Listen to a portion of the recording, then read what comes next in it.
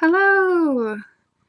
So, I kind of feel like I've gotten really behind with my YouTube, and I don't like it because it was my goal to upload a video every week, and I haven't really been doing that. And there are some reasons for that.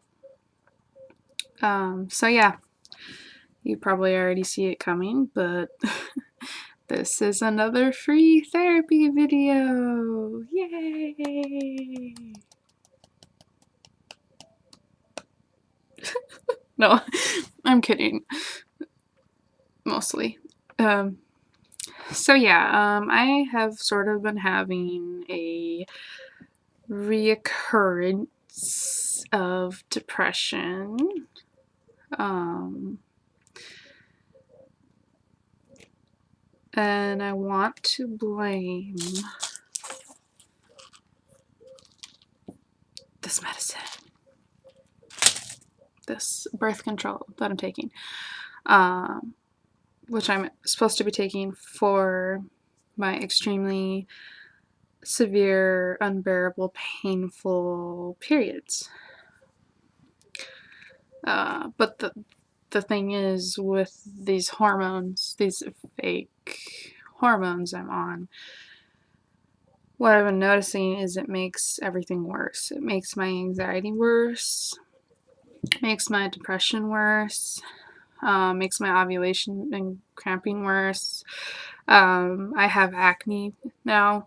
When I would get acne like maybe a little zit, but I have like a breakout on my chin. I have teen angst. Like my emotions, the thoughts I have, I feel like a teenage girl again. Like, that's the only way I can explain it. I feel like emotionally driven. I feel irritable. I feel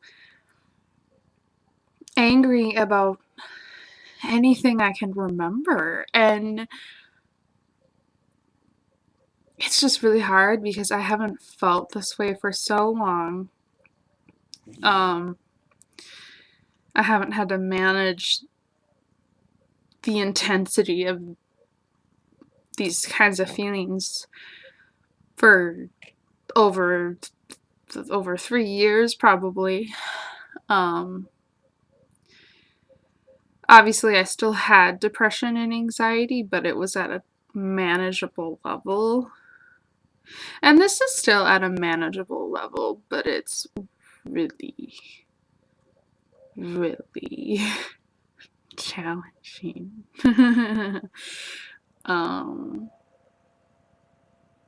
So yeah, I just don't really feel like myself. The past week and a half, I kind of felt like I didn't want to do anything at all, and I had to make myself do everything that I didn't want to do, and it just took so much. It just took so much. It just took so much out of me. It just took everything I had, and I didn't have any energy for anything else. A lot of you might relate to this, but when you haven't been depressed or as severely depressed for a while, you kind of forget how you lived with it. And you have to either relearn or reteach yourself. And honestly, I was to the point where I was like going through my own notes and my own YouTube videos, trying to find what I did to cope, how I got through it, things to help me, because I got so used to having it be easier and not needing all those little things. I was taking all those little things for granted. I was kind of taking my happiness for granted. Not my happiness itself, but how easily obtainable it was, more so than now. If that makes any sense at all. Yeah, another thing that's really hard is when you have to be around people for your job and you have to act like you're not miserable, depressed, or an anxious bug, which can be hard. I'd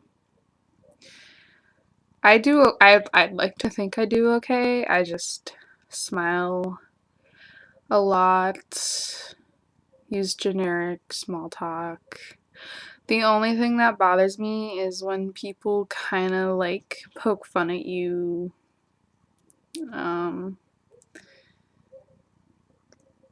Like they refuse to believe everything is fine and they kind of like tease you for it a little bit. But I don't really want to waste the energy to deal with it. It's just kind of one of those sad realities of people not understanding you or not being able to show you they understand. And it can be really hard. As a depressed person, I have a great deal of trouble talking to other depressed people. Probably not as much as someone who isn't depressed, but I still have trouble. And I actually want to cover that later on in another video on how to talk to someone who's depressed, how to motivate them, how to cheer them up, how to not annoy them, how to, you know, because it can be really hard because everything you say, they have a really negative response. They just kind of strike it down. They just kind of, they can't, their mind doesn't let them see anything except hopelessness and negative and bad things happening. So you kind of have to take their logical thinking and take that logic and use it to help them find both negative and positive things. I don't know. It really depends on your relationship with the person and how much they trust you. Like, I had an interaction with a coworker who I don't really know that well. I was just going through their checkout line and I was singing the pirate song because I'm a weirdo, you know? Yar har fiddly dee, being a pirate is alright with me, you know, whatever. And he's just like, please don't, like, don't sing. And I'm like, why? Because, you know, I was a customer at the time, and that's probably not something you should be saying to a customer, but whatever. And I just said to him, I'm like, you seem like you're tragically depressed. And I mean, I was like half kidding, but not really kidding. Like, I immediately recognized his cynical attitude and his resentment towards someone who was obnoxiously cheery. And my first initial reaction was to get angry and, like, go complain about him and how he was, like, a total buzzkill and, like, I don't know. But then I kind of thought about it and I was like, well, maybe he's just having a really bad day, maybe something bad happened, maybe he figures since I'm a coworker, that's okay, and he would never do that to an actual customer, and I kind of just like kept reasoning with myself to not be an asshole. So I wrote him a little note, and in the note I was just like, hey, I'm sorry if you're just having a bad day, or if you are really depressed. I know it can be hard to see someone act obnoxiously cheery, and I'm sorry about that. And I know I seem happy now, but I wasn't always this happy. And I know you've probably heard this, and other people have told you, and you don't believe it, and I never believed it either. But it does get better. It might take months. It might take years. But it does. So don't give up and don't stop trying. And then I just put, you know, much love, kindness, and I wish you the best. And then I just put my phone number on there. And I mean, I just wrote that because I don't know how depressed he is. I don't know if he is depressed or if he was just having a bad day or what it was. I don't know. I just felt like I have a personal obligation to reach out, to take that risk of being rejected or not helping him feel validated or understood or whatever. So I get this text at like 1 in the morning, and it's him, and he's like, I appreciate you reaching out to me, but I want to clarify a few things. And I'm like, oh shit, right? And he's like, what do you mean by really depressed? Because I am depressed. So he must have like misread that as like really depressed instead of really depressed, like him actually being depressed. Because I don't want to write this huge dramatic note without taking into account that he might not actually have depression, because that would just be really weird. But he ended up misunderstanding.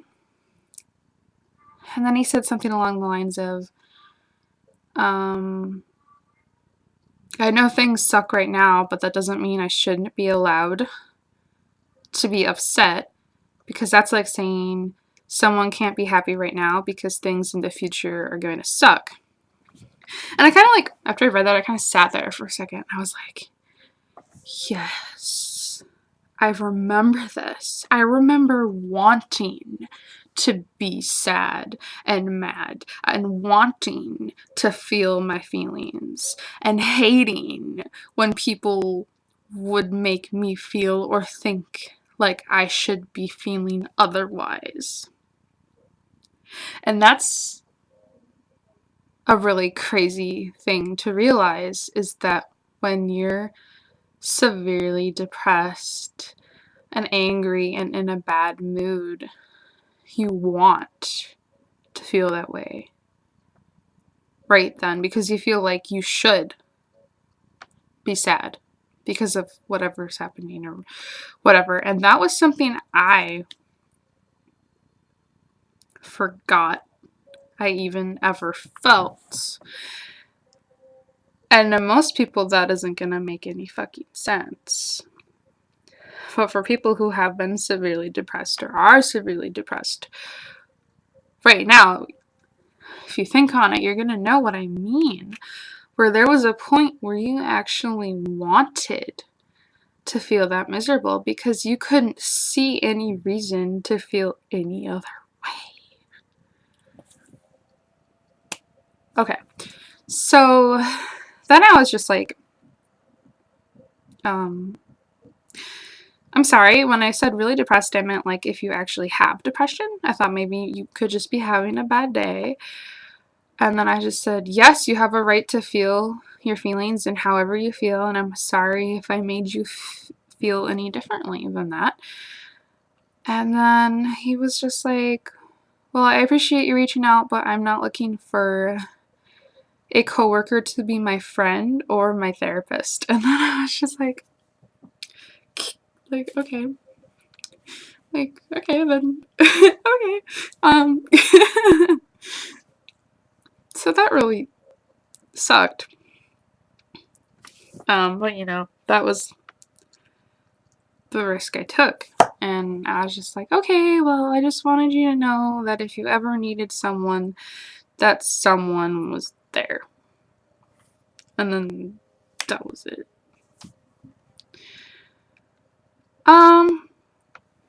So yeah, I'd say that's probably my message throughout this whole thing as a depressed person, and to you potentially depressed people. Uh, we all have an obligation to try and help each other and understand each other and deal with each other's cynical, sardonic asshole attitudes, and hopefully someday we'll all be happy and we won't have to deal with never feeling like doing anything or getting out of bed or not wanting to shower or go to work or not having the strength to maintain our friendships or forgetting to eat or not leaving our house. Fuck. Okay. This has been another episode of Free Therapy. Thanks for watching.